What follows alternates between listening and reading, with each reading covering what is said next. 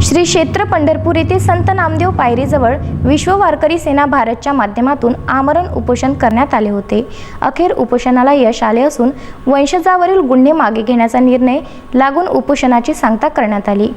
30 जुलैपासून श्री क्षेत्र पंढरपूर येथे संत नामदेव पायरीजवळ विश्व वारकरी सेना भारतच्या माध्यमातून आमरण उपोषण सुरू करण्यात आले होते। या आमरण उपोषणाला विश्व वारकरी सेना भारताचे संस्थापक हरिभक्त पारायण अरुण महाराज बुरघाटे, राष्ट्रीय युवक अध्यक्ष हरिभक्त पारायण जगन्नाथ महाराज देशमुख, प्रदेशाध्यक्ष महाराष्ट्र राज्य हरिभक्त पारायण गणेश महाराज सेट्टे व राष्ट्रीय संपर्क प्रमुख हरिभक्त पारायण तुकाराम महाराज भोसले, हरिभक्त पारायण विवेकानंद महाराज टेंभुक, हनुमंत बापू भोसले आदी पदाधिकारी उपोषणाला बसले होते। उपोषणाच्या दुसऱ्या दिवशी गणेश महाराज शेट्टे आणि जगन्नाथ महाराज देशमुख यांनी आमदार रोहित पवार यांच्याशी फोनवर मागण्या मंजूर करण्याविषयी चर्चा केली आणि रोहित पवार यांनी तातडीने सोलापूर येथील जिल्हाधिकारी, पोलीस अधीक्षक व प्रांत अधिकारी यांना विनंती करून नामदेव महाराजांचे वंशज यांच्यावरील गुन्हे मागे घ्यावे व अन्य मागण्या मंजूर करण्याविषयी विनंती केली।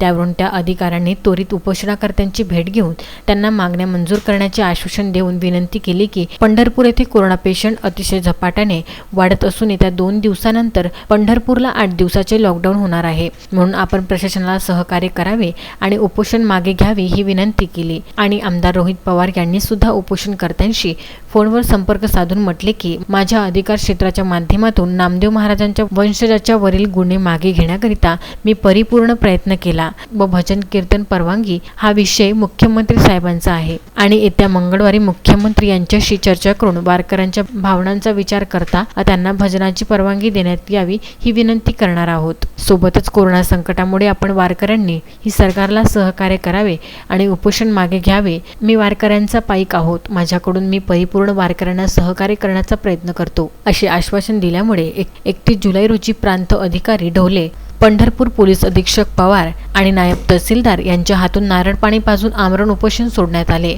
बोल रामकृष्ण हरी। महाक्षेत्र पंढरपूर येथे जे आमरण उपोषण चालू होतं ते आता सध्याच आमरण उपोषण सोडलेलं आहे आणि रोहितदादा पवार यांनी फोनवर माझ्याशी चर्चा केल्यानुसार सगळ्यात महत्त्वाचं काम झालं। जे पौर्णिमेच्या दिवसाला नामदेव महाराजांच्या वंशजावर गुन्हे दाखल झाले होते ते गुन्हे मागे घेतलेले आहेत। हा महाराष्ट्रातील वारकऱ्यातला फार मोठा विजय म्हणावा लागेल आणि भजनाच्या करता परवानगीचा विषय राहिला ते 8 दिवसामध्ये मुख्यमंत्री साहेबांशी चर्चा करून तो सुद्धा विषय मार्गी लावण्याचं आश्वासन मला अर्थातच आमच्या विश्व वारकरी सेनेला श्री रोहितदादा पवार यांनी दिलेलं आहे। या आमरण उपोषणाला अभूतपूर्व असा प्रतिसाद मिळाला।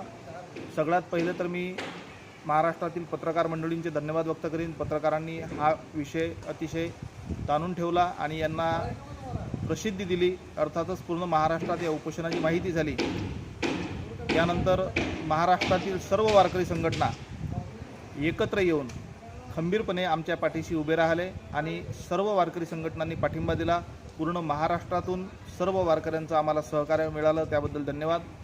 आणि वंचित बहुजन आघाडी श्री प्रकाशभाऊ आंबेडकर साहेब यांनीसुद्धा आपला पाठिंबा दिला, व्हिडिओ पाठवला, त्यांचे धन्यवाद व्यक्त करतो। हे उपोषण विशेषतः नामदेव महाराजांच्या संत नामदेव पायरीच्या समोर उपोषण सोडण्यात आलं। भगवंताचा दरबार आहे आणि या दरबारात भगवंताला एकच विनंती करीन, मागणी मागेल, देवा या जगावर जे कोरोनाचं संकट आलेलं आहे ते लवकरात लवकर नाहीसं होऊ दे, पिळापिळा जाऊ दे, बळीचं राज्य येऊ दे।